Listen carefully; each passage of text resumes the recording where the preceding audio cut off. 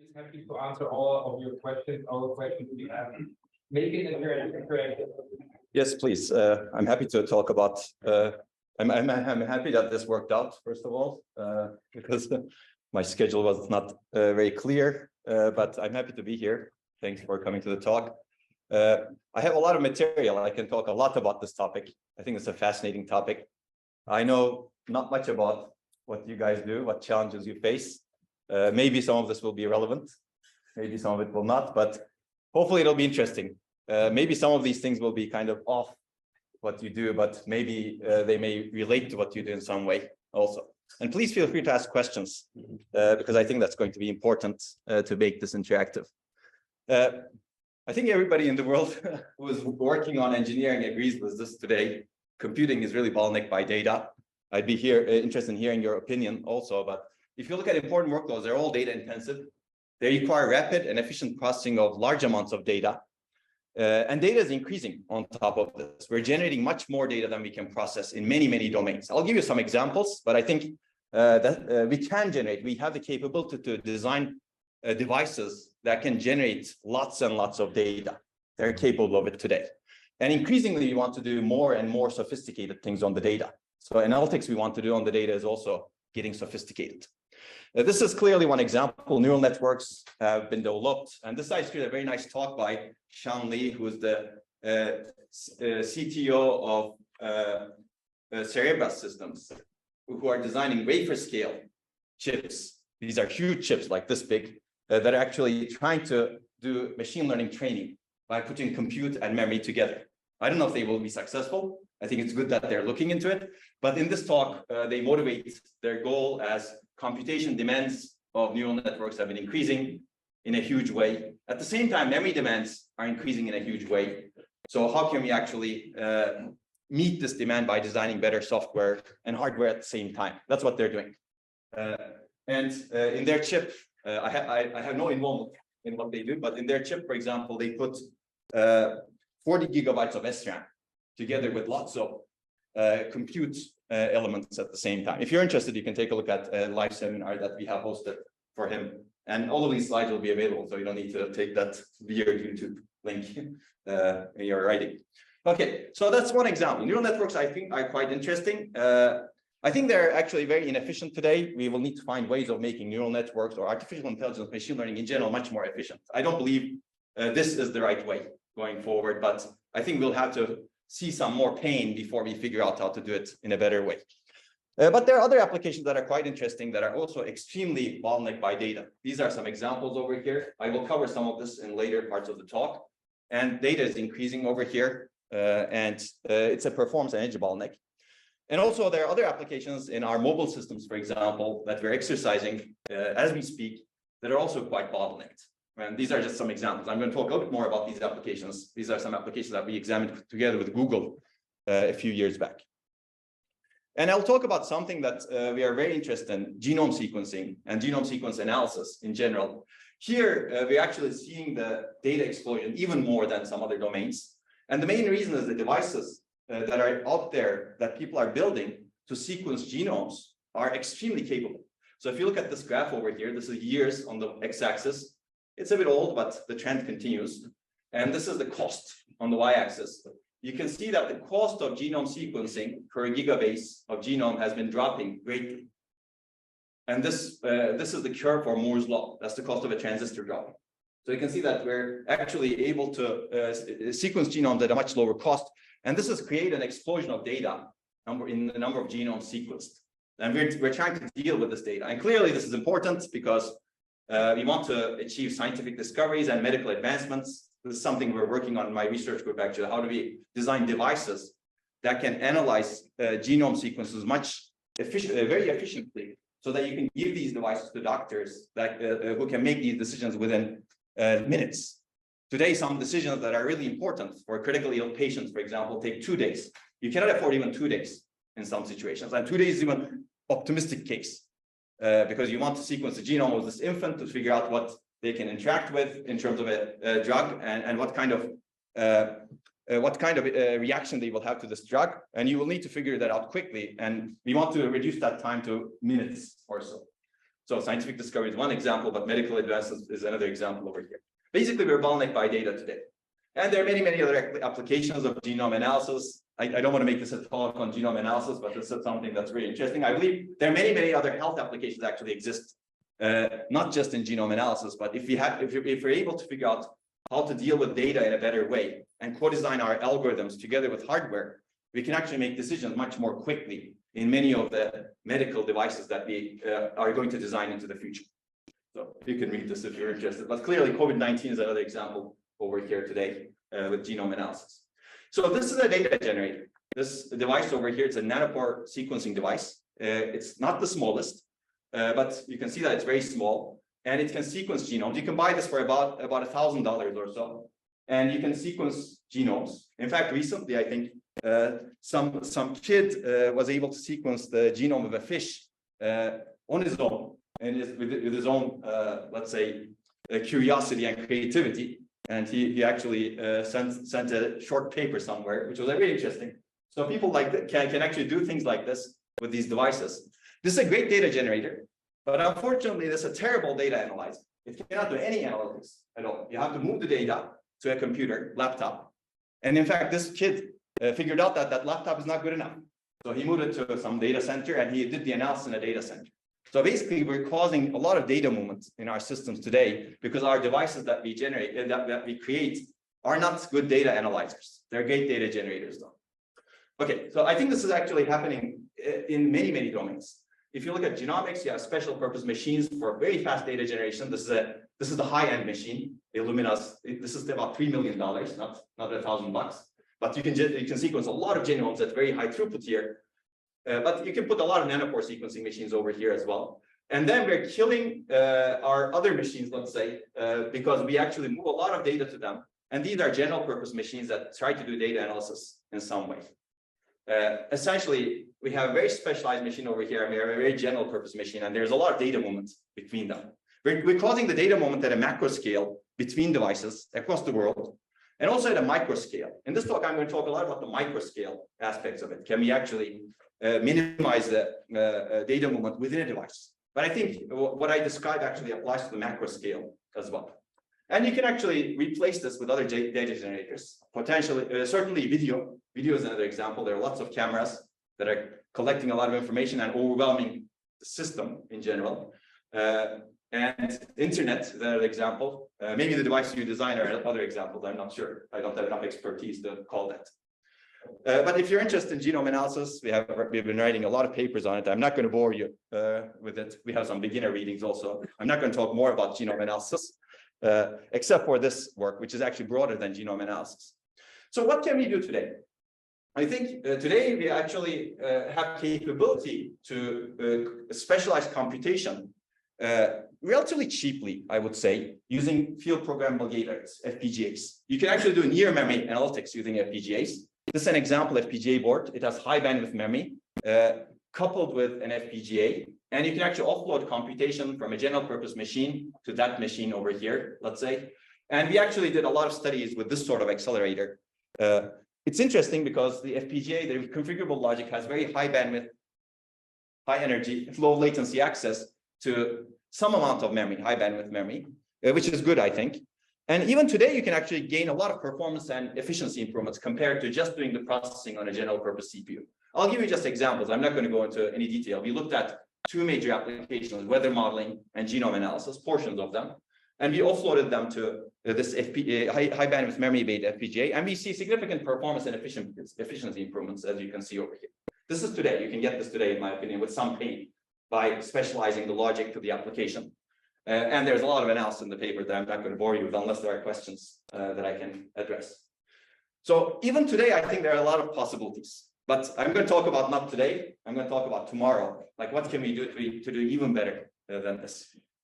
And this is part of the tomorrow in genome analysis. I said that I'm not going to talk a lot about genome analysis, but there's a lot more going on over there. So once you actually really understand the algorithms that are employed in genome analysis, applications essentially, and also what you can do in hardware, you can match the algorithms to what can be done in hardware. It's an example where we took an algorithm that was devised in 1992 for approximate string matching. That's not good enough for processing in today's systems. So we actually changed the algorithm to match the application-specific integrated circuit that we were designing for it. So this is an example of an algorithm architecture co-design that can buy you a lot of performance in genome analysis. And there's more. You can do this in storage. I'm going to talk about that actually. This is interesting, I think, in terms of storage perspective. And we've been looking at a lot of other algorithms as well in genome analysis, which is quite interesting to me at least. Okay, so that's all about genome analysis. There's more you can learn. It's online. We do a lot of lectures. These are some old ones, but you can find information. Any questions so far? Yes, please. You mentioned energy efficiency for near memory compute, correct? Yes. Where you get this energy efficiency? Okay. Because we have a memory with a large bandwidth, and we know that the memory with large bandwidth will consume. That's right. Yes, absolutely. So in this particular case, energy efficiency comes from two places. One is you don't move the data across to the main processor. The FPGA is more tightly coupled, so the interconnects are actually much shorter. So certainly you reduce the data movement over very energy-hungry interconnects. And the second reason in this particular case is because we specialize the application and implement some of that in the reconfigurable logic. So you get rid of some of the software overhead essentially. So there are two reasons coupled over here, and we analyze those reasons in the paper. But we will talk a lot more about energy later on. But the main reason, if you ignore the application specialization, it's really you're getting rid of the energy-hungry interconnects. I agree that some very high bandwidth memory still increases your energy, but in general, what we see in our results, as we will also see later on, is because you overcome the huge bottleneck of the data moment across the interconnects, you can pay the energy cost of a very highly parallel memory. Okay. Any other questions? Yes, please. Just shortly about the high bandwidth memory, are specific memories or that we're speaking about? Or? Yes, so this is specific memory. You can buy this actually. GPUs use them today. HBM 2.0, actually 3.0. HBM 3 is also coming up. Actually, we have a seminar from AMD tomorrow, overlapping with your conference. The people who developed the HBM 3 standard are going to talk about that tomorrow. I'm happy to send you the link if you're interested. But these are the things you can buy today. All the GPUs use HBM today. Maybe another question. So for you, having kind of a hardware accelerator that is starting to memory, which has a lot of memory, you got this processing in memory? Yeah. You have another definition? No, that's great actually. This is processing near memory, no question about that. I will mention that. I'll categorize that. I'll categorize processing in memory later on. But this is certainly processing near memory because you're near the memory side. But when we don't go off chip, let's say, we stay within the chip and we compare actually fully programmable CPU solution with the hardware accelerated one, with the processing near memory, then I would say it would be difficult to try to figure out whether it is a going off. Of course, then you can see benefit, but staying actually in the value and having just two different architecture. One is CPU based, fully flexible programmer. The other one is processing the memory. I think the benefit is, but maybe people say. Yeah, I guess it depends because in a single chip, it's very hard to place lots of memory, right? I think that's the problem. If your data is very large enough and you have to go off chip to begin with. I agree with you. If you always stay within the chip, processing near memory will not buy, or in memory will not buy you much. Yeah, but that's very tough today, I would argue. Depends on your data, of course. Okay, I'll move on. It's good that we're having a discussion. Feel free to keep the time, by the way. I'm very bad at keeping the time, but it's up to you. Okay, so I think these are some applications. There are other applications that exist. I'm not going to talk about them, but people are very good dreamers. In general, people dream and many applications come. I believe that there will be many more actually.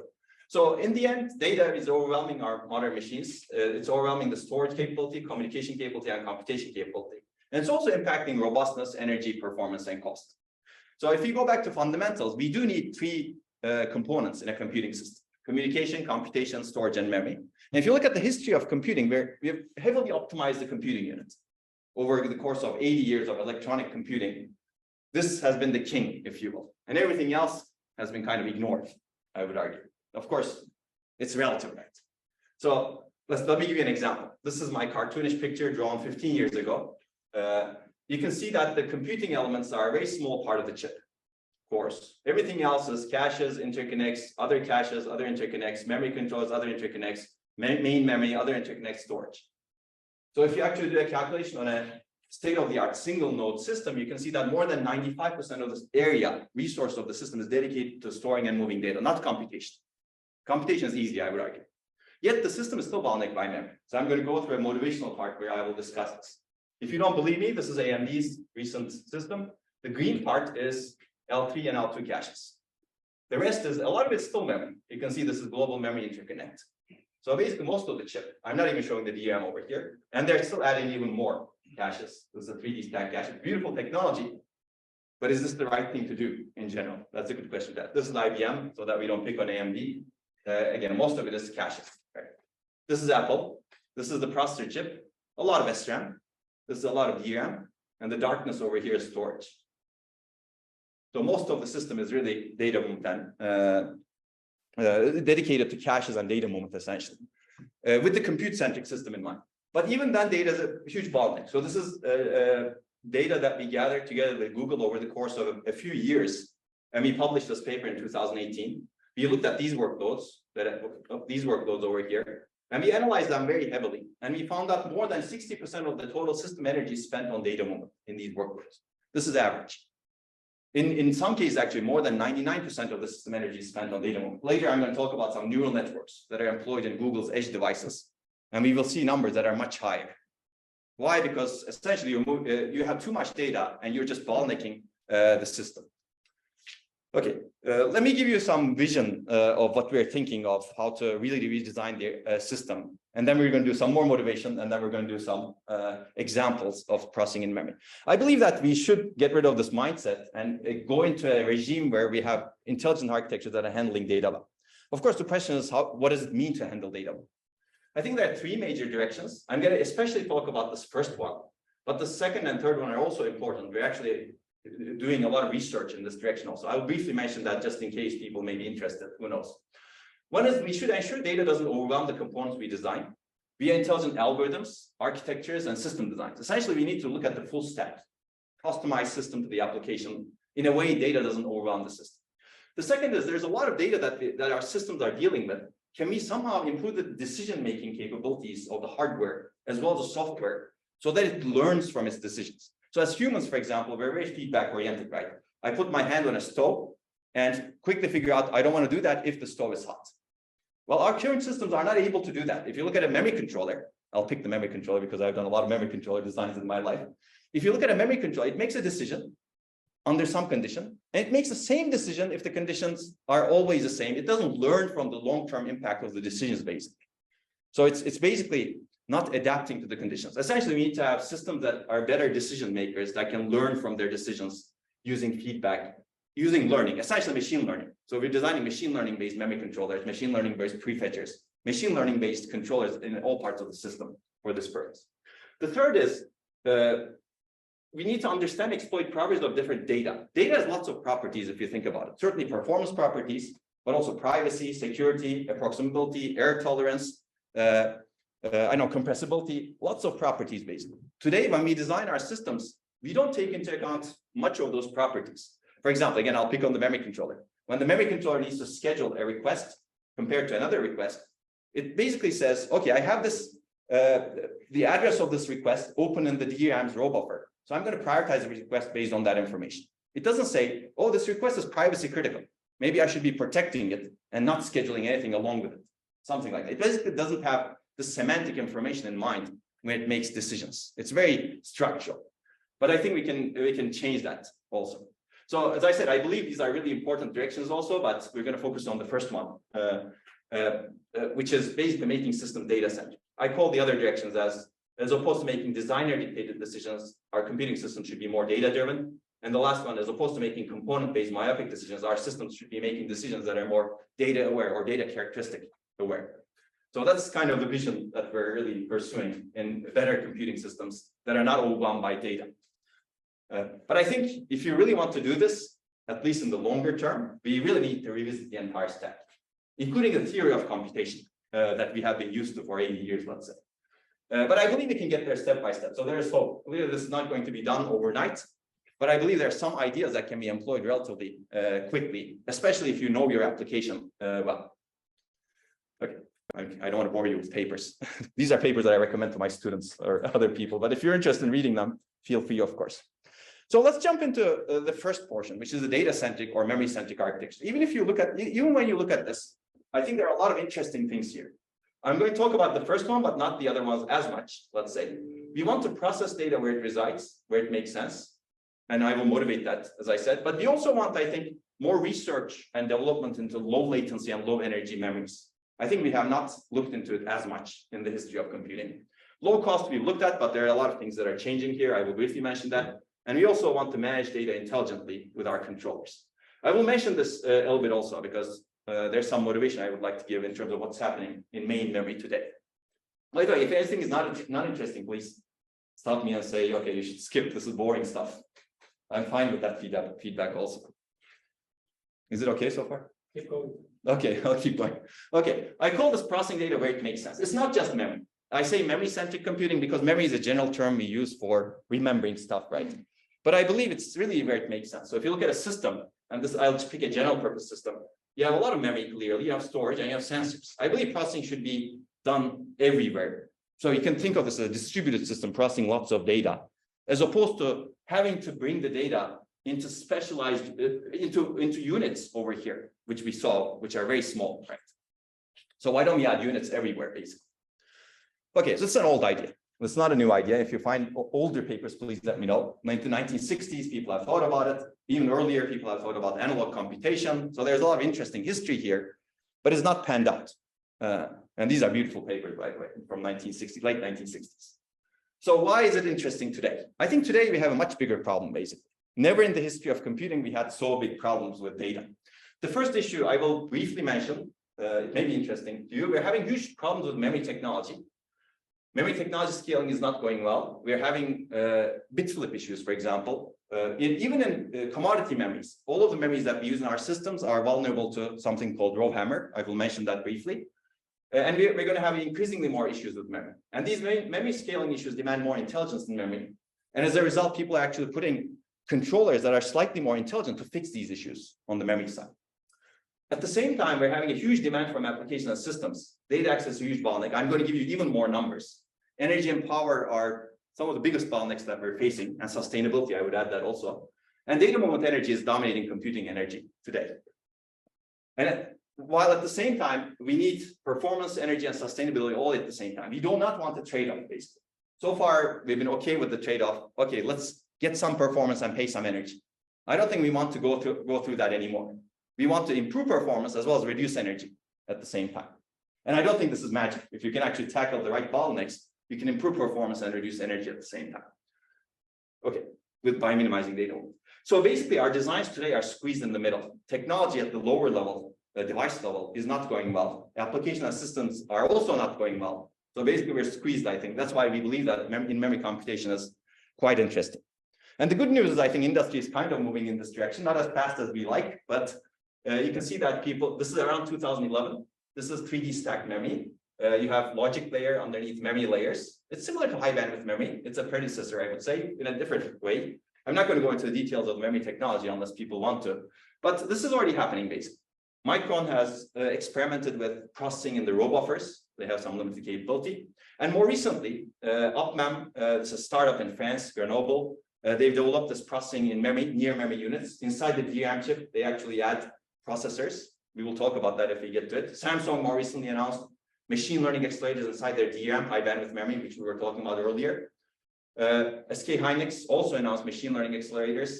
Samsung and Meta, Facebook together designed these memory modules to accelerate recommendation inference. And Alibaba also is designing their own DRAM chips to accelerate similarly recommendation inference. So if I was giving this talk about 3 years ago, none of the bottom parts was there basically. Now we have actually these things. So why are they happening? Let me, and there are many, I should also say that there are many other experimental chips and startups, some of which describe what they do, some of which don't describe what they do. But I believe there's a lot of interesting things happening. Yes, please. just a question. So here we are speaking about processing near memory, not processing in memory, which is an analog solution. Okay. And I'm gonna get to that. Yes, yes, absolutely. Because this is easier to do. I believe that analog solutions are going to be, let's say, longer term. I'm going to talk about that also. I'm going to categorize both of these things. Sorry. Yeah, you're absolutely right, though.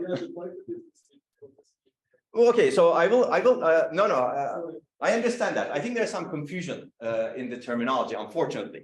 And the confusion is actually not because of me, sorry. I'll go back to these papers. These are the guys who are the leaders in the field, 1960s. We see that they're calling logic in memory, but these are actually not analog, a lot of these. These are near memory in general. But I'm going to clarify that terminology also. I'll fix that problem, hopefully. But I absolutely understand what you mean. There's a confusion in terminology, even in the academic circles. Okay, so let's take a look at the first part. What is this push from technology? I think this is very interesting. It may not be as interesting to you, but let's see, I think, how it goes. So we argued for a long time that actually technology scaling is not going well. This is a talk that I delivered in the industry, in a very heavily industry-oriented workshop, in an international memory workshop about 10 years ago. And we basically argued here that technology scaling issues with memory is not going well. As a result, we need to take a systems approach to this.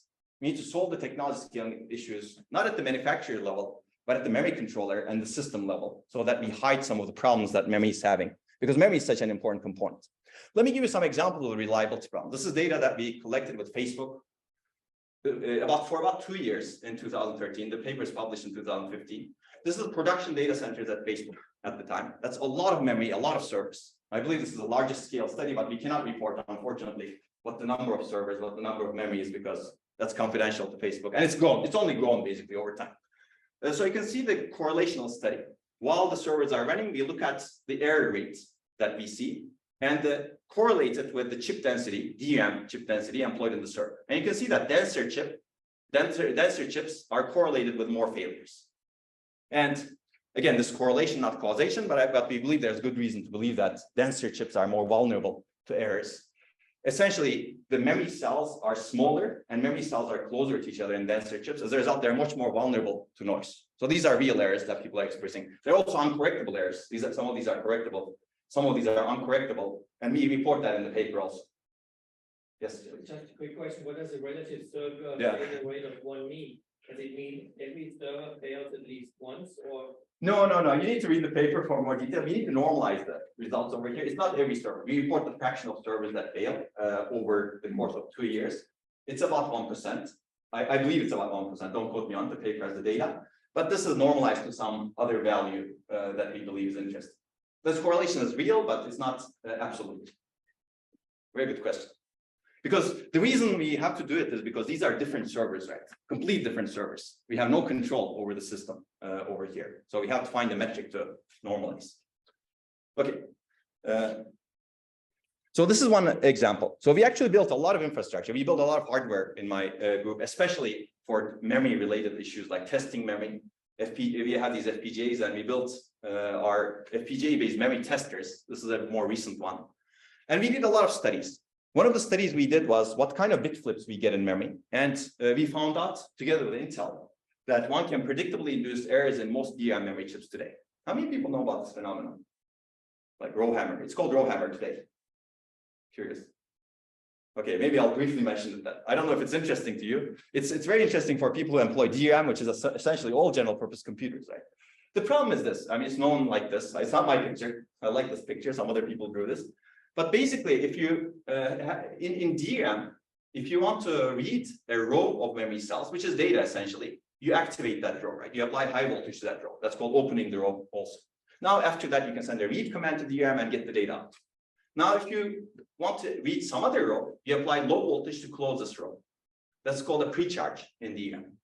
So if you keep doing this repeatedly, activate precharge, activate precharge, activate precharge, activate precharge, activate precharge, enough times, before the cells get refreshed, it turns out in most DRAM memory chips today, you get bit flips in physically adjacent rows.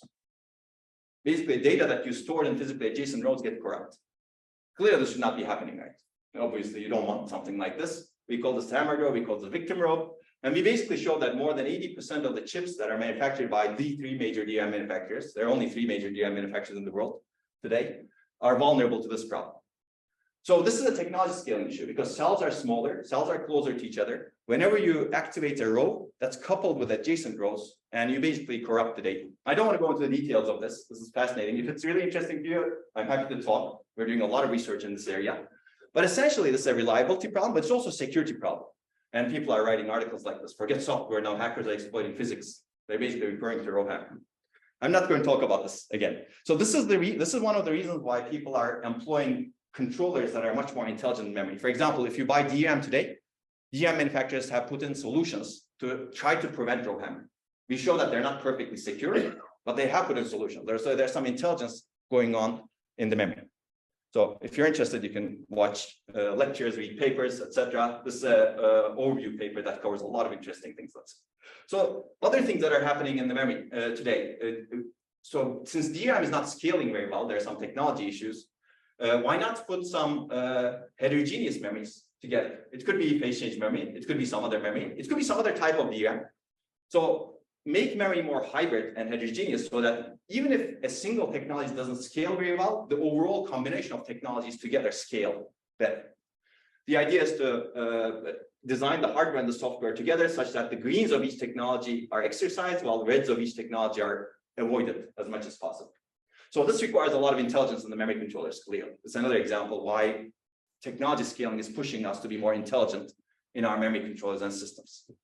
So that's going to be my reasoning with the technology scale.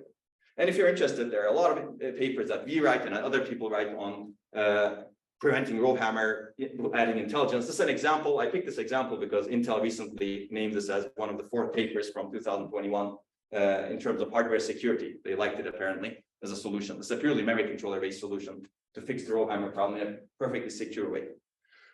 So industry is writing papers about it too. Is this interesting, by the way? Yeah. DRAM technology. I don't know how much DRAM you employ in your systems, but yeah, in the future maybe. Right? So this is Samsung and Intel. These are actually 2 companies that do not talk to each other much, besides lawyers, let's say.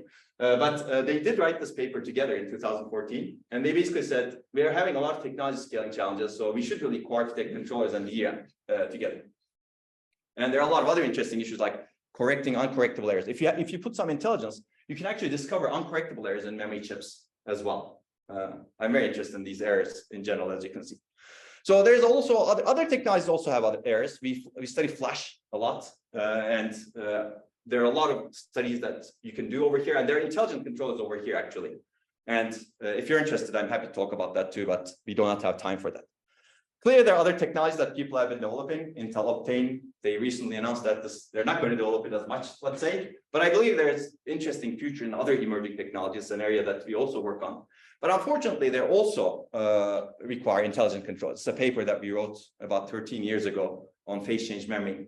That essentially shows that it's very difficult to replace DRAM with phase change memory. I think Intel kind of found out the hard way. But it's good that people are actually pushing it. You cannot replace it completely, but you can make a heterogeneous or hybrid system, I believe, together with phase change memory and DRAM. So, okay, that's the takeaway, I think. We need intelligent controls to avoid these failures and enable better scaling going into the future. And that was a technology scaling perspective. Let's look at the systems and applications perspective now. Any questions? Am I going too fast? That's all good? Okay. I can go faster also, but okay. So let's look at the systems and applications. Again, I'm going to motivate a little bit. I believe this is actually maybe even more powerful today. Clearly, we are having issues with data access, energy, and data movement. In my view, actually, we have an even higher responsibility. When I teach this at the university, I say, do we want to create a world like this as computer engineers and scientists? Or do we want something like this, basically, that we cannot live in? I will argue that we want energy efficiency and sustainability, but also high performance. We cannot give up high performance because we have a lot of problems to solve. We want all at the same time. The problem is we're basically making all of them worse today. We're actually, the design principles that we employ in our systems from the very basics cause great energy waste because they're very compute centric. We know that data access is a big bottleneck. It's causing a lot of energy because we're moving data a lot. It's also causing a lot of performance problems. to avoid the performance problems of data movements, we complicate our systems greatly. So if you look at a general purpose system, what do? We do a lot of buffering in the memory hierarchy. There's a huge memory hierarchy. We do a lot of prefetching. We do a lot of multi-threading. We do a lot of out-of-order execution. So all of these really complicate the system. So, and we're in a vicious cycle because sometimes these solutions don't work. Usually they don't work perfectly. And some of the time they don't work at all, especially if you have random access, for example. None of those solutions are good in general. So we're in a vicious cycle where data movement fundamentally cause energy waste. To overcome the performance implications of it, we complicate our systems and cause even more energy waste.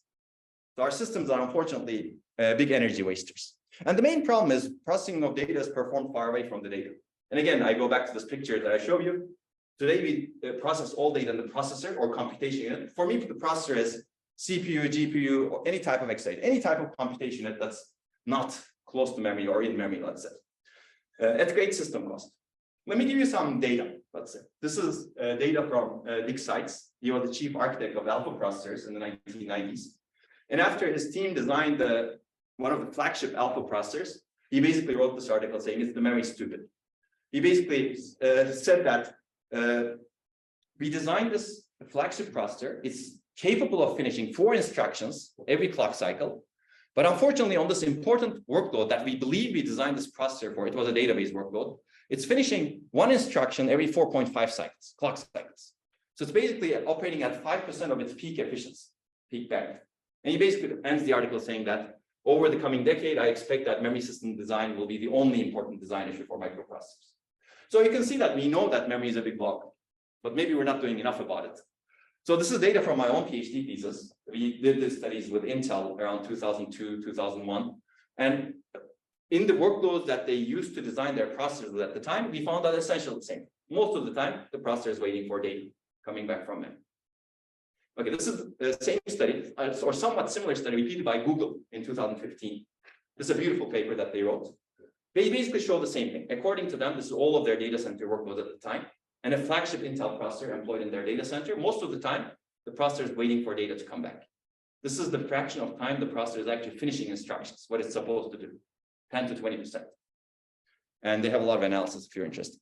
So basically, we have a grossly imbalanced system today. Because processing is done only in one place, data moves a lot. And also, processors are quite complex today. And that's why we have this picture over here that I showed you earlier. Even though we dedicate most of our resources to memory, the system is still bottlenecked by memory. Yes, please. If you talk about systems like the Mutlu system, you know, how far do I have to think about this distance between the processing unit and the storage unit? Is it a meter? Is it a millimeter? What's the distances and what's the problem in the wait time? What's simply the complexity? So in this case, that's a very good question. In this case, they're looking at a single node in their system. So this is a single node analysis. They're not doing the data center wide analysis. Yeah. So basically, it's what I have in my computer. I would say, somewhat optimized also for data centers. And what is causing the long wait? Is it that there is too much traffic on the lines and too much waiting, so it's like a traffic jam, or what is the? Essentially, the processor caches are not working very well, so you need to go to memory often. And when they do have some analysis of what you discussed. Part of it is due to memory latency because the latency is long, and you have random accesses or accesses that need to wait for each other, which is dependent accesses. Part of it is because sometimes they're bandwidth bottlenecked also on the bus. Because they put up a lot of workloads at the same time. So it's actually a multitude of factors together. Sure. Okay. They have a lot more analysis in their paper. Okay, so that was performance. Let's look at energy. Energy is even worse, I would argue. This is data from Bill Daly, who's the chief scientist of NVIDIA. He presented this data. I mean, there you can find a lot of other data also, but he presented this data in 2015. And I like his picture because it clearly shows that a complicated double precision arithmetic operation is 20 picojoules with some technology assumptions, of course, at the time. A DRAM read or write memory access 16 nanojoules. And you can also figure out SRAM, etc. Going from one distance to the other opposite distance to chip is 1 nanojoule. So basically, a memory access or interconnect in general consumes a lot of energy. And memory access is about 2 to 3 orders of magnitude the energy of a complex addition. I think 3 orders is a bit a lot, especially for this, but 2 orders definitely in many cases. And that was a complicated arithmetic operation. What about a cheap one? Sometimes we actually do very cheap arithmetic operations, right? Add 2 32-bit numbers. That's very, very energy efficient in today's technology because we did great in technology scaling of CMOS, let's say. So that's 6400x difference. Then the question is, of course, when you're doing an arithmetic operation, you add 2 numbers, 32-bit values. You bring one of them from memory, the other from memory, assume that 2 different cache blocks or 2 different places. You add them up, and then you write the result somewhere else. That's 3 memory accesses for just one very cheap memory operation. Does it really make sense? Or when does it make sense? That's a good question to ask. It turns out if you ask that question, when does it make sense? Your cache, your reuse in your caches need to be many, many times. And many, many means thousands of times. So you have to be able to reuse all that data thousands of times so that you can actually overcome the energy overhead of accessing memory and equalize it. I think in many cases, we don't have that luxury. In many cases, we're streaming data into our systems and trying to make decisions based on that and moving data out. We don't have that much reuse in the data. So there's a lot of other papers that are written on this topic. I'm not going to bore you with that, but this is the main reason why we see the system level result. End to end, more than 60% of the total system energy is spent on data. Okay, I would argue that we do not want to move data. We need a paradigm shift so that we can enable computation with minimal data moment and compute where it makes sense, where data resides, and make computing architectures much more data-centric.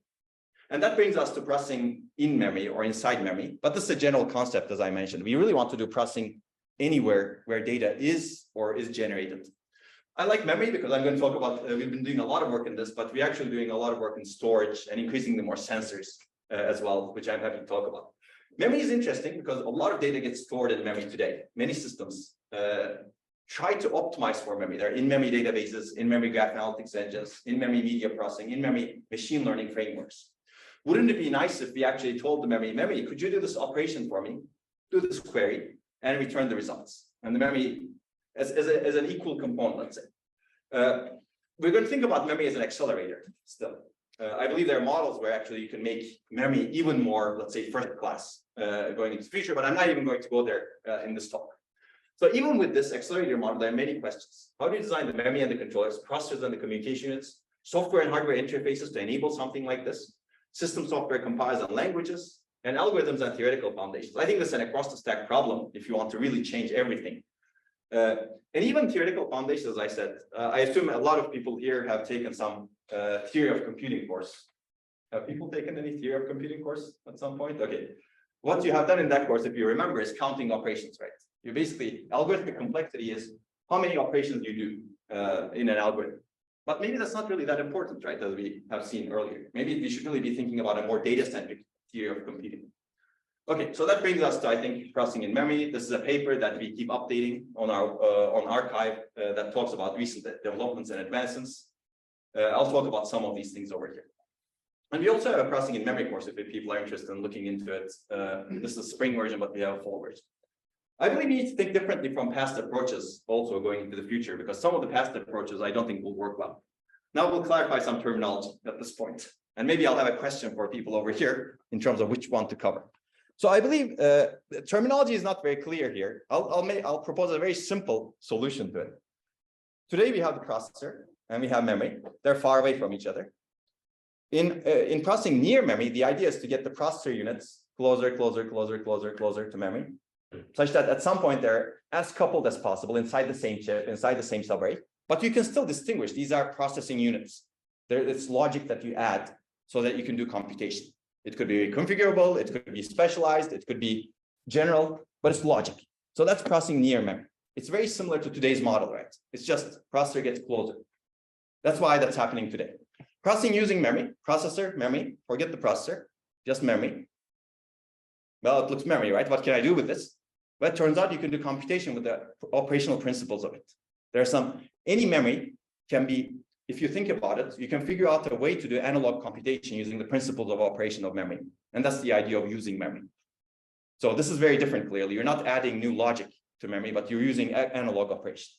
So that's my proposal to distinguish between them. And these are fundamentally different, I think. Now my question to you is, which one do you want to cover first? The analog one. Okay, the analog one, okay. Anybody else, any other takers? Who wants to do the analog one, using memory? Just FYI, here memory, I didn't define it, that's our standard system. We don't know anything else. Well, so okay. I don't fully agree because I mean certainly you can be even farther from memory, right? By having more interconnects. That's true. That's why I think this is a continuum in the end. But at some point you cross some boundary that makes the programming and a lot of design decisions very, very different. So for example, if you add computations to the DRAM side, now the how to program it becomes a big issue, because if you're a compute-centric system, every design decision that's made in our systems today are actually bound to the processor, right? It's assuming that you actually do the processing in the processor that's not inside the DRAM, let's say. You see what I mean? That'll become more clear also.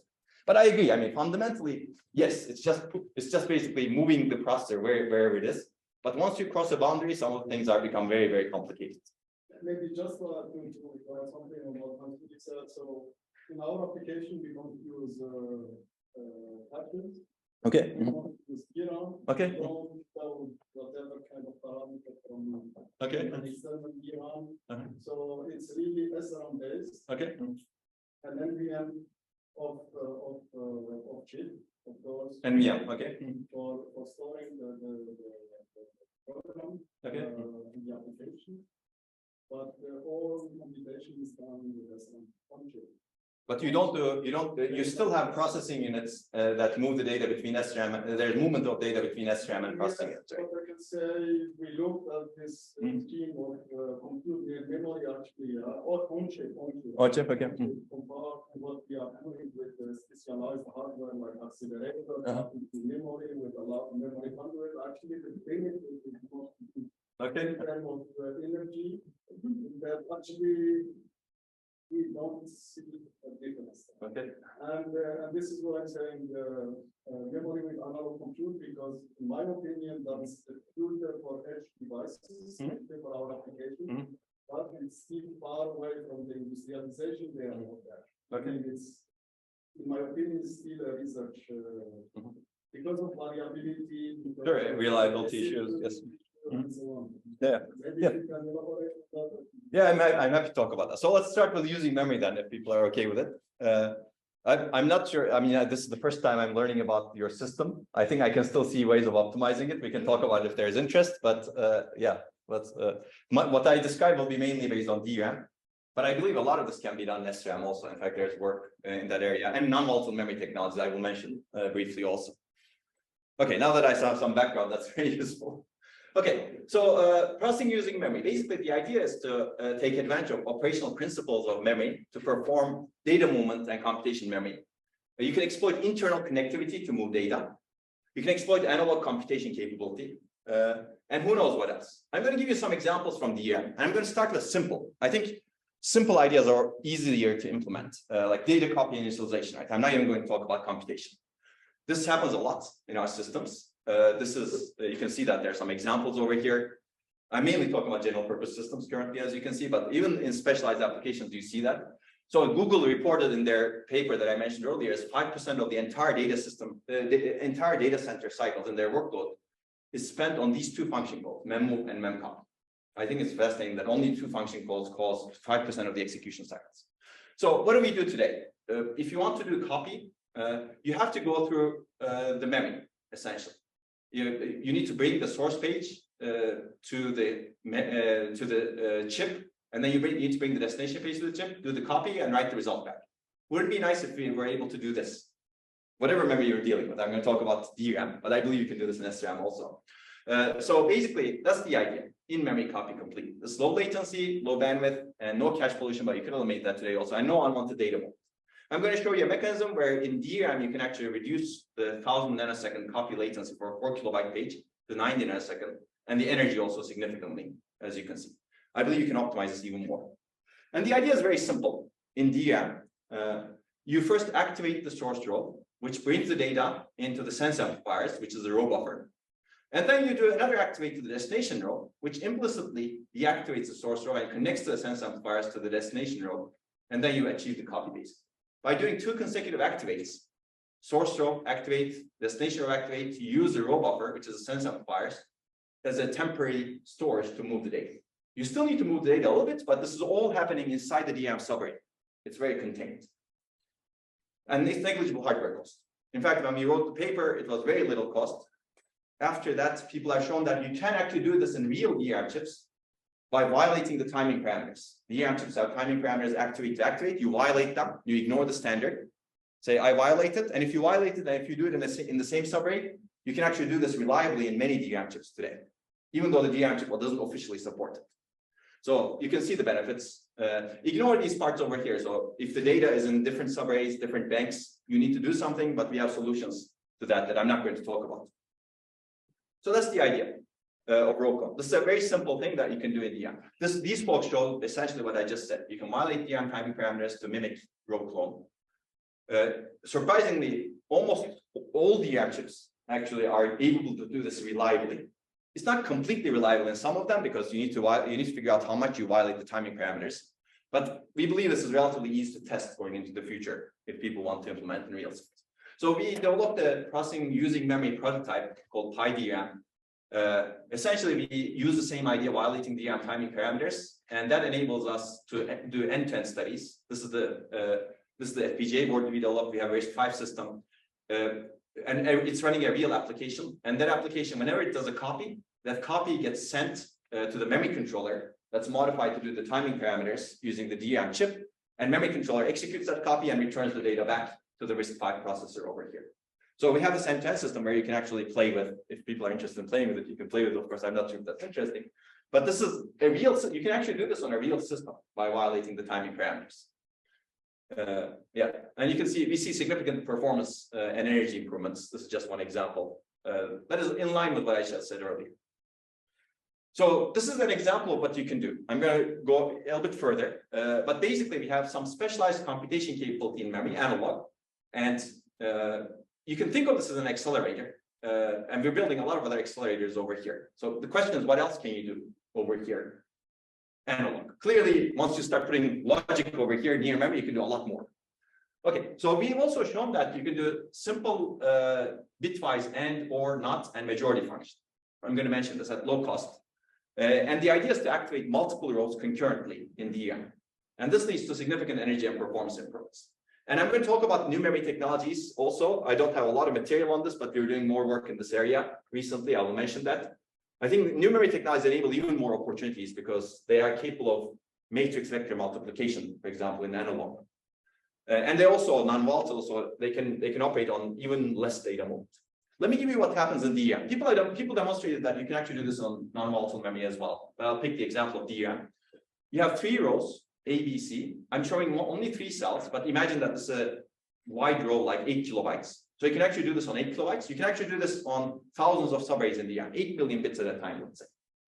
The idea is to concurrently activate these 3 rows. If you concurrently activate 3 rows, the cells get connected to the bit line. If at least 2 of these cells are charged, you get the charge state at the end. If at least 2 of these cells are discharged, you get the discharge state at the end. Because of charge sharing principles, what you have is a bitwise majority function. At least 2 is the key. So you can do bitwise majority function by pure analog computation. We didn't add any majority circuit, as you can see. Now, bitwise majority is a great function because you can turn to AND or an AND, depending on what you store and see over here. Now, this is great. You have OR AND majority. This is not functionally complete. To make it Boolean complete, you need a NOT. But NOT is actually present in this figure. It's basically on the other end of the sense amplifier. You already have the inverted value that you read if you activate one row. Inverted values over here. You just need to supply it back or supply it to some other subarray. Basically do some trick so that you can actually get to it. That's the idea. So that requires some more modification to PM. So this is basically the idea. So you can have a fully Boolean complete bulk bitwise execution engine using DRAM. And the interesting thing is some DRAM chips, if you carefully violate timing parameters, you can replicate this majority function. So we see actually, we actually did test a lot of DRAM chips and we were able to show this behavior. And DRAM chips are not even designed for this today, right? This is out of specification behavior. If you actually go and design it as an analog circuit designer, I believe there's a lot more opportunity in there.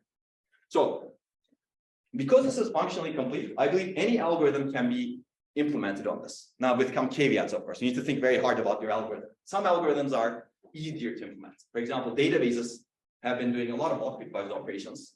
Microsoft has designed a web search engine that's doing a lot of off-bitwise operations. this database is also designed for that purpose. But there's a lot of other examples that I'm happy to talk about.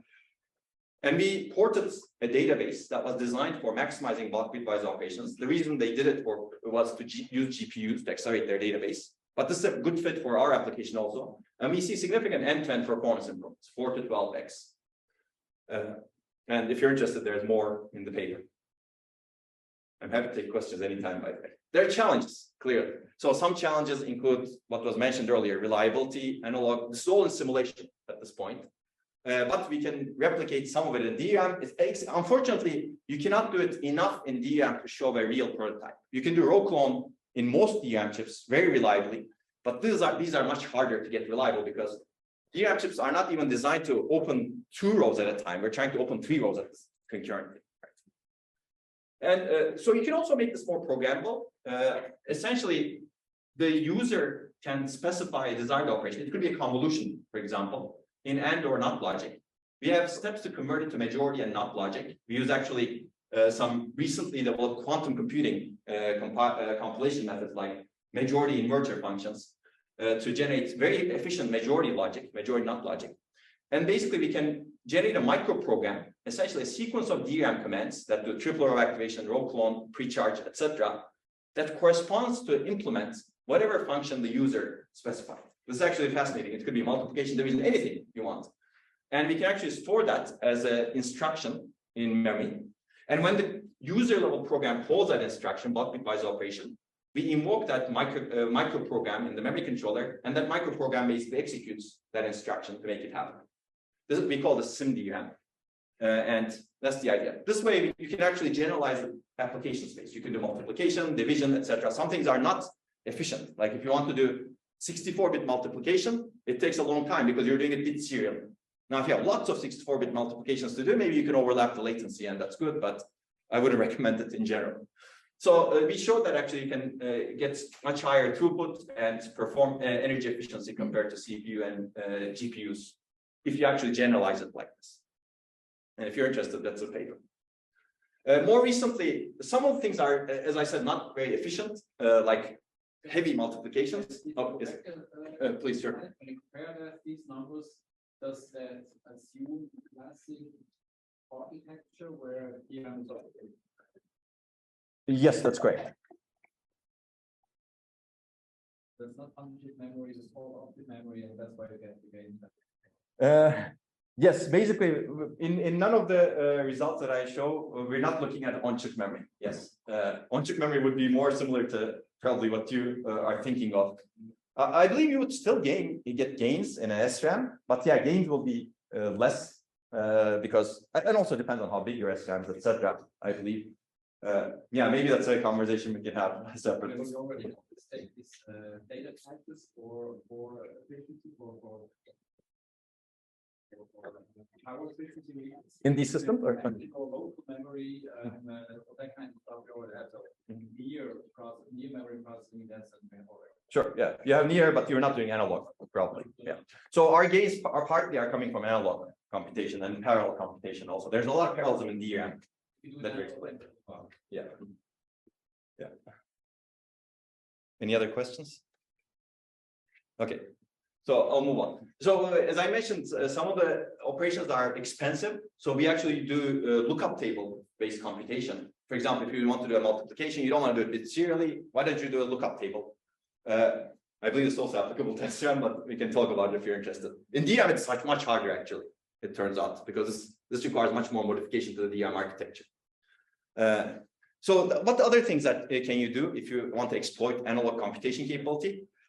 We've shown that in DRAM by violating the latency. If you so there's a latency parameter that you need to obey when you access DRAM to access it reliably. If you violate it, reduce it, some bits fail, and some bits fail always, and they form a signature of the device. So this could be a physical unclonable function that you can identify the device with, which is good for security and authentication purposes, which we show in this paper. These are based on real chips, by the way. Or you can actually, some bits fail randomly. So whenever you violate the timing parameter, you figure out how to violate it, of course. Some bits fail randomly, 50%. Sometimes they fail, sometimes they don't fail, with 50% probability. These are very good random number generators. So in DRAM, you can do random number generation without adding any logic. the DRAM. I believe these are interesting things to support security functions on the memory side. And there are other ideas that I'm not going to go into. You can actually do it even more efficiently. If you're able to open 4 rows concurrently on real DRAM chips, you get random numbers that are even higher quality than what just showed. And actually in existing DRAM chips, you can also open 4 rows concurrently also in some cases. We've more recently shown that you can open, let's say, n rows, where n goes up to tens of rows in DRAM chips. And that gives you some, let's say, stochastic computation capability. This is ongoing research. We don't have any papers on that, but there's also other opportunities, as you can see. Okay, then you need to do end-to-end system design, but I'm not going to talk about that. So this is not, again, specific to DRAM.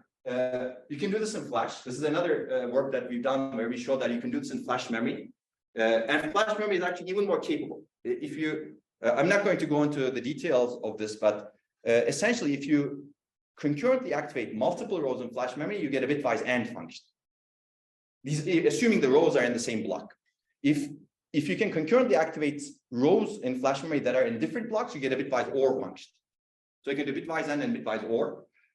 And existing Flash memory already supports NOT because you can do an inverse read in Flash memory. Essentially, you have the same functionality in Flash, a little bit more powerful because you can open about 48 rows concurrently in Flash memory and get a bitwise AND function of 48 operands. So I think it's very powerful. So we showed that in the paper. Reliabilities are interesting, as you mentioned earlier. Here we can actually test the reliability even better, and we have a reliability evaluation of it because we have access to real Flash chips, 3D9 Flash chips over here. Yeah. Yes. Maybe question here about the Flash. What is in this paper? What is new compared to what exists on the market? I mean, there is a product on meeting. Yes. Yeah, exactly. What is different? So I don't know, because I don't know enough about Mythic's product, frankly. Maybe they're doing exactly the same thing, maybe they're doing something else, but they don't have, at least to us, they don't have enough disclosure as to what's new. But it's a real, I mean, they have invitation. That's right. But I don't know exactly how they do it. If you know, or if it's public. I don't disclose a lot, but exactly. So do they do bitwise AND and bitwise or do they do something else? Yeah, okay. So basically, I don't know. I don't know enough to say what's different, frankly. Maybe they're doing exactly the same thing, but they're not telling anyone. But in the literature, we have not seen something like this. We saw one thing, but it's not reliable. So reliability is very important, I think. In open literature, we've seen one thing, and we referenced in the paper, but it's not reliable. Here, we actually are very careful to keep it reliable as much as possible. And I'm going to talk about that in detail, but that's much more detailed diving. Okay, so let me quickly talk about non-volatile memories. We've been doing some recent work in this area, but people have shown that actually you can do bulk bitwise operations in non-volatile memories. This is an early paper. Essentially the same idea, multiple row activation that I mentioned. And as I said, this is something that you cannot do in some other memories. Emerging memory technologies have crossbar structures, some of them. And you can actually perform dot product operations using analog computation capability, essentially using Kirchhoff's laws, right?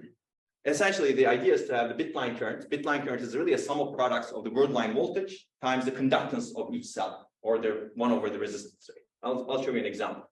And computation is in the analog domain in the crossbar array. Now, the downside, I think, with a lot of these is the overhead of digital to analog and analog to digital conversion that you get for free in some other technologies like SRAM and DRAM today because it exists, right? Whereas in emerging technologies, it's somewhere else at least. So this is the idea, basically. You have a voltage over here, another voltage in the word lines, and then a resistance. You store the value as resistance over here. And essentially, when you supply voltages as values over here, the bit line current is really sum of V1, G1. G1 is conductance, which is 1 over resistance, plus V2, G2. That's the idea. And you can multiply and accumulate that way, which is a dot product. And this is a vector matrix multiplier. You have the value stored in the matrix, and you input a vector, and the result you get over here is the product. So let's take a look at it very quickly. These could be the weights of your, let's say, neural network, right? And these are the inputs, features, for example. Okay, I think I've already said this. I will not go into more detail. There's more detail we cover, but I don't think we have time over here. Reliability is always an issue over here, and there's a lot of work that has been going on still. There are a lot of prototypes that have been shown. I guess we'll see. So we've been also looking at this. We especially look at it from a genomics perspective, and we map carefully some specific operations in the genome analysis pipeline to these crossbar arrays doing analog computation. Some of them are doing RAM, some of them are doing CAM arrays, content addressable memory, and we see significant benefits from that also. Okay, so that brings us to processing near memory. I'm happy to take questions on using memory. Yes. So, when we look at the growth, do you see the variability or reliability is the main issue or the precision? Because this is still an issue with the precision, and when people want to for the AI process. Yes. So that's a great question. I think they're both difficulties. I believe variability is a tougher difficulty, but precision depends on your application, probably, right? How much precision you want and how much imprecision you can tolerate. And when you go to a higher precision, you need to have more algorithmic techniques, I believe, to cover up for it, let's say. I believe precision can be potentially overcome with variability, but again, we need to discuss what the precision that's needed is. Is it 32 bits? I think 32 bits is tough, perhaps. But if you go to 4 bits, 2 bits, 1 bit, 16 bits is tough. yeah, 16 bits is also, as n increases, it's tough, I agree. But variability, I think that requires a lot more examination, no question about that. And this is one of the reasons why early analog computation didn't pan out very well in 1940s, 50s, right? People have examined analog computation a lot during those times. And when you look at the companies like Intel, I think they're still active in this domain, also in the memory computer. Yes. And universities and so on. But what is the main topic in this domain? You in processing using memory, like analog computation based? Yeah, how to bring us, how to industrialize something. I think there are a lot of concepts, a lot of ideas, a lot of prototypes, but we are far away from having a solution that can be industrialized and produced in one way. Yeah, I mean, I absolutely agree. That's why this is, I think, longer term. The other is already happening. I believe there needs to be more analysis into the variability issue, frankly. That's, I mean, that you bring us the adoption challenges. I have another section on adoption challenges, but certainly showing this on real software would help. A lot of the prototypes that I see with the analog computation is really not on, let's say, real software. They're with small kernels. But again, I believe they're still at the early stages of it. If you can really find your application that you can, and you can design your chip and you can tolerate it, I believe you can take advantage of it. But you need to be able to tolerate the variability aspects. I agree with that. So I don't have a good answer for you. If I had an answer, maybe I would be rich by now. A millionaire. Yeah. Yes, please. Similar question regarding putting these things on the market. So you discovered that those even out of spec behavior that you could use immediately. So I would guess that the main manufacturers would not need too much effort to make this behavior in spec and provide something quite quickly to the market. Have you seen an interest by them? So that's a great question. So certainly there is interest. I mean, especially row clone is extremely low overhead for manufacturers, and manufacturers have been very, very interested. And they're using some of the ideas in row clone in some of the processing in memory prototypes that they've developed, but not to the extent that we wish. I think the market is always a difficult question, right? Because especially if you're looking at DRAM, that's a very different market. It's a very commodity market. And the main question comes over there is how many applications will benefit? And that's a question that researchers cannot really easily answer, right? So people are definitely very, very interested, but DRAM industry is also very slow moving. It's a very commoditized market. So they're extremely slow and careful in taking any action, let's say. Like even the RowHammer solutions, which you think should be core at the heart of the DRAM industry, and they should fix it immediately. It took about, I don't know how long, they still haven't fixed it completely. Let's say. It takes a long time in DRAM. Yes. Just about a bit following up on the artificial intelligence and DNN functions. I mean, is there some evidence already that we could eventually benefit DNN functions could benefit from the in memory? What is it? Using memory. Using memory. Okay, using memory. I like this terminology. Sure. Sure. Yeah. So there's a, set of maps to such a scheme or? yeah, there are a lot of works actually. I'm happy to like maybe in the future meeting. These are some examples that show that. Early examples. There are more recent examples with real chips. There's if you follow ISSTC, for example, primary circuit conference, there are always at least 5 or 6 papers on processing using non-volatile memory, and they always show machine learning applications, and they always show some benefits. So there's really. So there's a lot going on there. Activity. Yeah, absolutely, yeah. And some of like this work, for example, claims that there are 100x speed up, 100x performance improvements at the same time, and also energy efficiency improvements. Yeah, the difficulty usually boils down to how many bit flips you get, how much errors you get because of the variability and reliability issues. How can you tolerate it? How do you redesign your algorithm to tolerate it, etc. If you know a lot about your, that's why I said if you know a lot about your algorithm, I believe you can actually design a solution very, very carefully for your algorithm. I think that's the key in the end for these. But that's a very good question. Yes. A question on the overall relevance for the end user, so to speak. We're looking at the detail of whole calculation ecosystem, right? It's memory, it's process, and the processor, and okay, how can we do this one? How does the story change when we take a wider view, more holistic view, and say, okay, we now assume that all data is in memory, but isn't it true that at some point of the process of getting data into the memory at all becomes decisive? Right? Yeah. Let's say from an SSD or even worse, a cloud-based server. Yeah, absolutely. I think holistic view, I'm going to mention that when we talk about processing and storage. I believe we need to take an even more holistic view. I agree with you. I think the interesting part of memory today is a lot of people try to optimize for it. But as data grows, there's no way our data will fit inside the memory, no question about that. And we're seeing this, for example, in genomics. I'm going to mention some work where we do a lot of processing inside the storage to fix that. I don't know how much it is true for your system, for example. I would be surprised, for example, if you can actually fit everything in your SRAM, but maybe I can be proven wrong, of course.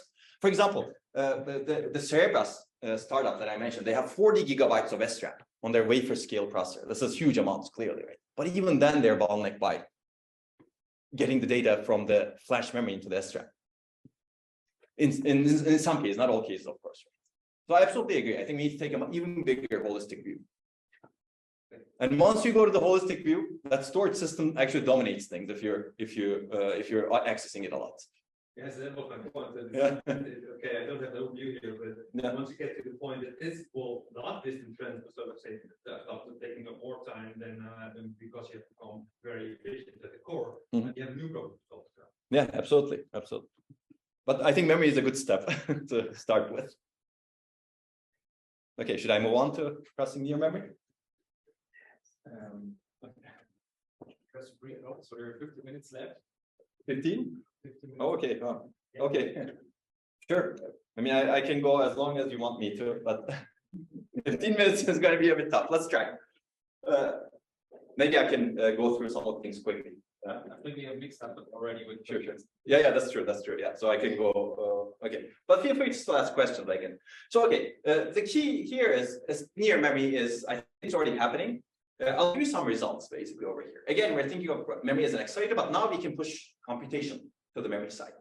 And what are here I think the interesting question is, what are the applications that can benefit, and how can you map the applications nicely to whatever substrate you're designing on the memory side? And I'm going to give you our experience of it. This is one of the first works we did around 2013. It was published in 2015. But we were very interested in graph analytics. I think graph analytics is still very interesting. And this is an application that's very, very challenging. If you throw processor cores at it, you can see that the speed up gains you get is not a lot. Why? Because you have enough random memory accesses to overwhelm your memory hierarchy and little amount of computation in general. So here we took advantage of 3D stacked memory technologies, memory and logic. You have logic layer underneath memory layers. This is a simple 3D stacked memory technology. It's called hybrid memory cube. High bandwidth memory is another example. Essentially, you can put anything in the logic layer, including processing cores. You can customize it. It could be any logic that you want. It could be configurable logic. Today, there are other true three-dimensional technologies that are under development, monolithically integrated three-dimensional technologies. We're actually doing some work in that area that have even higher bandwidth between memory and logic layers. People have demonstrated with carbon nanotubes, for example, you can actually do monolithic 3D integration in a much nicer way. I believe there's a lot of interesting things coming up in this direction. But we're not even assuming those fancy technologies. We're just going to look at 3D stacking. And I'll just give you the high-level idea. I don't want to go into a lot of detail because it's a full system design. So let's start with the top of the system. Basically, you have a host processor. You offload your graph computation to a distributed accelerator over here. You can think of this as a primitive GPU. Why is it a primitive GPU? Because there's some computation units over here. You offload your computation. This is physically addressed. Basically, the programmer goes through a lot of pain to program it. They map their graph on these three-dimensional cubes that are interconnected. And inside each cube, in the logic layer, you have processors essentially and memory controllers. And then each of them controls a set of memory stacks. The key idea of programming this is you don't move the data. You move the computation to update the data. So whenever you want to update a graph node, you know which core contains that node on its stack. And you basically send a message to that node saying, do this update, here's a temporary value. That's the idea. So we move a lot of functions, we don't move a lot of data in the end. And that actually saves a lot of overhead because there's a lot of data to move. That's the idea, basically. You have interconnected processor cores over here, and there's some interconnection that you need to deploy, which I'm not going to go into.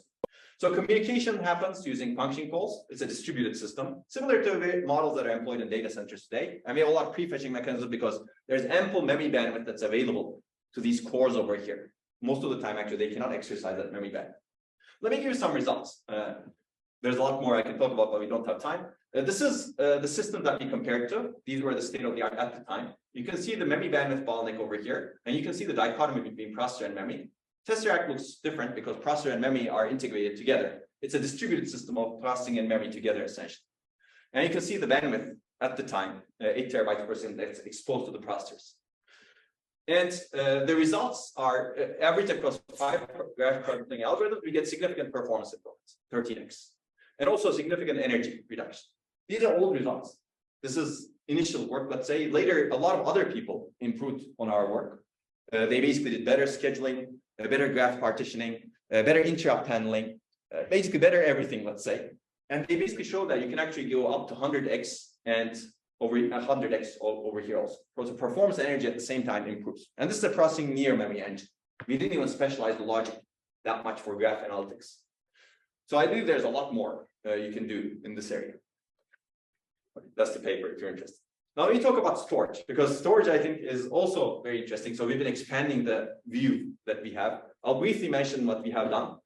This is the more systemic view, and you can actually expand this picture also. So again, we're going to look at genome sequence analysis because that's a very data-intensive application. Today, we move everything through all of these components. And the computation unit, there's a lot of computation overhead. There's a lot of data movement overhead. Computation overhead we address today with a lot of software and hardware accelerators, essentially. That makes the data movement overhead even worse, actually, comparatively. So the fraction of time spent on data movement becomes even higher once you address the computation model. So the idea here is, why not actually do some of the filtering, some of the computation of the genome analysis in the storage system? And we specialize the computation to genome analysis. I'm not going to bore you with the details, but you do a lot of filtering so that you get rid of the stuff that's not needed over here. Basically, do simple computation to figure out which reads are exactly matching the reference genome, for example. That's easy to do. Or figure out which ones are not going to match the reference genome easily in a quick way and do the filtering over here. And that gets rid of a lot of data movement from the storage into the memory and into other parts of the system. And that's the idea over here. This addresses some of the data movement bottleneck. And you can see that the performance results that we get are quite also performance energy reduction, energy results that we get are quite significant. And again, this is your performance improves as well as energy reduces at the same time. I believe we need to do more. We need to look at the sensors also. That's what we're doing right now, the sensors, storage. One question becomes like, how do you partition the work across these different computation capable parts of the system, which is going to be a lot based in our vision at least. Okay. So there's the one thing I will mention over here is you can see a range of improvement rates. Some of it is very low, well, 40%. The reason is that you're dependent on the data set over here. So if your data set enables you to filter a lot over here, you get a lot more benefit, basically. So understanding the application a little bit more, I think, increase the benefits as we are seeing right now, which is not reported in that paper. Okay. maybe I'll quickly go over. This is a paper that I mentioned we did with Google. We wanted to look at processing in memory over here. We wanted to analyze the data moment, and I've already given you this number. And we wanted to analyze using processing in memory in mobile systems. And you have a very limited area and energy budget in these mobile systems that we were interested in at the time. And we observed that basically a significant fraction of the data movement comes from very simple functions. Here you need to really, again, understand your application so that you can map these simple functions to either accelerators or low power core or some reconfigurable logic on the memory side. So what are some of these functions? For example, in Chrome browser, compression and decompression are huge functions. If you have tabs open, they get compressed into memory. And whenever you switch to another tab, you need to decompress them. And these functions actually occupy a lot of time and energy and data movement. So that's an example function that can be done on the memory side very efficiently. Other functions are, I will mention, I guess, in one of them, motion estimation, for example, in the VP9, Google VP9 decoder and encoder. Motion estimation is a very heavy function in terms of data movement. If you do it on the memory side, you gain a lot of benefit. And overall, you see that the benefits we see are not huge, but they're more than 2x in terms of both performance and energy. And I don't believe we did the best job in identifying everything. Maybe there's more potential over here. So one example from the TensorFlow is we see a lot of data movement coming from especially these two functions, packing and unpacking of data and quantization of data. And by doing them on near memory, on the memory side, we see significant improvement with these functions. Okay. Any questions? Okay, so I can talk a lot more. I can give you more applications, but we clearly don't have time on that one. But I will point you to papers if you're interested. We've been doing a lot of work in this area. I mentioned some of these earlier. Time series analysis, another application actually that benefits a lot from near memory as well as using memory. So we have a recent work that looks at time series analysis. It's actually a lot of data that people in astronomy, for example, or economics, that use this time series analysis to analyze, to do anomaly detection on the data. Like if you want to figure out a signal coming from space, you have to sift through a lot of data. And that usually boils down to some sort of time series analysis algorithm. And this is another application that benefits a lot. And we show that analog computation memory actually does even better than a near memory accelerator over here. Graph processing, yeah, more. How much time do we have? If we have some time, I'll talk about this one. If not, Just 2 or 3 minutes. 2 or 3 minutes. So are people interested in neural networks or? Okay. Seems like we have a good group here that's interested in everything. That's good. So let me mention this one. I think this is analogous to what we did with Google on their general purpose workloads. We also wanted to examine neural networks that they employ in their edge devices. I think it's interesting because they do a lot of acceleration today in their edge devices, clearly. Actually, everybody does a lot of acceleration in the edge devices today. So we analyze state-of-the-art machine learning accelerators and their proprietary edge models. These are these different neural networks, as you can see. And we show that edge TPU is not very good because it's very compute-centric. Essentially, it doesn't handle the memory access really well. And one of the insights that we come up with over here is that it's good to design it's not good to design a monolithic accelerator that tries to accelerate everything. You really need to specialize to the layers and the models that you're accelerating. And that's the idea. I'm going to give you that. And some of these accelerators need to be data-centric because there's a lot of data movement that you're bottlenecked by. So basically, the key takeaways, you get 3x performance improvement and energy reduction. At the same time, your area, in terms of the total cost of the accelerator, if you look at the logic, reduces. So you basically gain on all aspects here, which is interesting, I think, because the current accelerators are very over-provisioned. So basically, Google HTPU accelerates a lot of things. We did a lot of study of models, and different models have different characteristics in terms of the parameter footprints and flops per byte. And as a result, they require different processing capability as well as data movement capability. Okay, sorry. Yes. Actually, so the another one. This one? You talk that the key mechanism to improve, we talk about heterogeneous accelerators.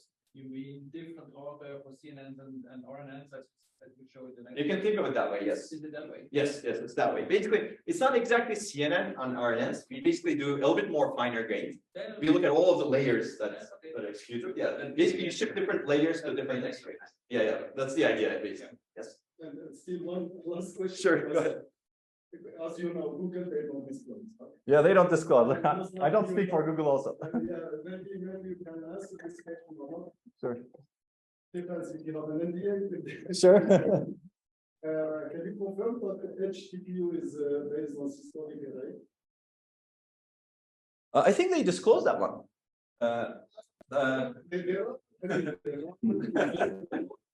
Yeah. It's not officially. Oh, okay, officially I don't know, but based on the publications that I know from Google, they say that it's systolic array. Yes, yes. But again, I cannot officially speak for Google. This is based on the publication that I read, and yeah, that I know. And in our work, actually, we described the systolic array also in the HTPU, but it's not official Google speech. Let's say. Okay. So there's a lot of other interesting analysis. Again, we don't have a lot of time, but there's a lot of variation across the layers base. You can see the multiply and accumulate operations and flock per byte intensity. The key idea is to design hardware that can adapt to these variations so that it can be as efficient as possible, let's say. So this is the HTP accelerator. This is the systolic array plus other stuff. It's monolithic. Every model, every layer goes through it. So why not have a heterogeneous set of accelerators, one of which kind of resembles this, not exactly, and two of which are data-centric, but specialized to the requirements of the layer, as well as specialized to the data flows, communication patterns, basically, you see across the layers. In this case, we have 3 different accelerators, but the general framework is you can do more. And there's a software runtime to decide what goes where, basically. So that's important also. Okay, so let's, how do you identify layer families? It's a lot of characterization. So there are 2 families over here, go to compute-centric layers, and there's some data-centric layers, as you can see. Again, I don't have time to go over all of this. And you can see you get significant energy reduction by designing a system carefully. I believe you could get more, but this is what we could do with our resources. And you can see the breakdown of the energy. So let me pick one over here. So some of these over here, LSTMs and transducers, you can see that they're heavily DRAM bottleneck because they have huge data sets. In fact, they don't do a lot of computation. Some of these over here are bottlenecked by a network on chip and the parameter buffer, SRAM buffer that they have. And some of this SRAM buffer is very over-provisioned. Even then, we see a lot of benefit. So throughput improvements are also here. You can take a look. Can I ask? Yes, please. These processors and design principles that you now outlined, are they in a research phase or are they already implemented in commercially available chips that act as accelerator processors for computing DNNs and all sorts of AI problems? Like these, you mean? Yes. Yeah. I mean, I don't know again. This is a study that we did with Google in 2020, 2021 timeframe. I don't know what they implement in existing systems. As far as I know, they were very interested in this heterogeneous design to cater for the different types of layers. But again, I don't know if it's implemented. Okay. I haven't seen any Google literature also that talks about this or any other literature. Put it differently, you are not aware of a commercial chip that applies these principles. I don't know. Yes, that's correct. Okay. Okay. Yeah. Maybe I'll talk about adoption very quickly since a lot of people ask questions. I think adoption challenges are a lot, especially if you look at the general purposes. I think some of the adoption challenges go away once you're in a special purpose system, but this is a very general purpose viewpoint. And adoption is usually software system. That's it, in my opinion. Hardware, I believe you can build. Some variability issues are tough in some cases, so that's important. That's where infrastructures are really important. But a lot of the adoption challenges boil down to, can you take advantage of this in your software? Can you program it? Can you provide system and security support? And can you make it easy? Easy, I think, becomes very general purpose. So if you really want extreme energy efficiency, maybe you can get rid of the easy part and program it. I don't want to say it very. So I think of this like people have been programming GPUs, right? GPU hardware existed, and GPU programmers, people took advantage of the GPUs to accelerate things. They felt a need. They didn't care how easy it was, right? They just went, I'm going to take advantage of this graphics processor for my purpose because there's some benefit that I believe I will gain. I believe some people will benefit from that. But if you want to do this in a general purpose way, there's a long time to go, in my opinion. But there's still, it's already happening. That's the good part. Okay, maybe I should stop over here. I have a conclusion slide I will go to, but feel free to ask questions if you're interested. And these slides, I'll make it available. Now, these are all online public information. You can see real accelerators, as you can see. But and this is, maybe I'll mention this last one over here. This is interesting.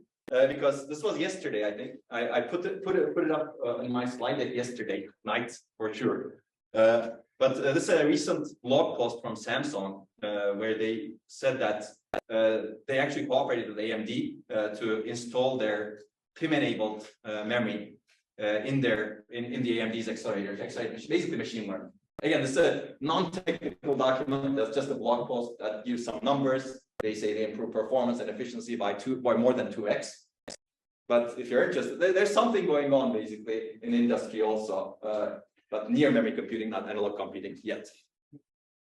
Maybe I'll end with this one. I have a conclusion slide, but we don't need to go through that.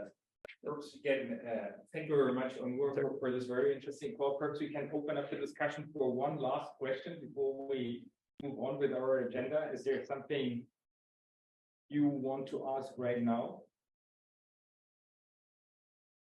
Thank you. You're welcome. Thank you. And feel free to ask me questions over email if people are interested. Perhaps we can connect you with Preti or Hans-Oli to discuss some specific questions. That would be very nice. Sure. I'm very excited to see the improvements in, let's say, computing power and energy savings at the same time. That sounds very, very nice to me. But at the same time, and Stefan has asked those questions, we need to have industrialized some of those technologies to use in our products, which are reliable and ready to ship to our customers. Sure. That's why I think this is exciting. Even though I don't endorse any of these companies clearly, but it's good that people are moving in this direction. We'll see if it happens. So thank you very much, Onur, for this very interesting lecture and talk. We have looked a little bit into the future. You have allowed us this glance in the future, and we would like to say thank you with some sweets for you. Oh, thank you very much. Thank you for joining us. Thank you. I appreciate it.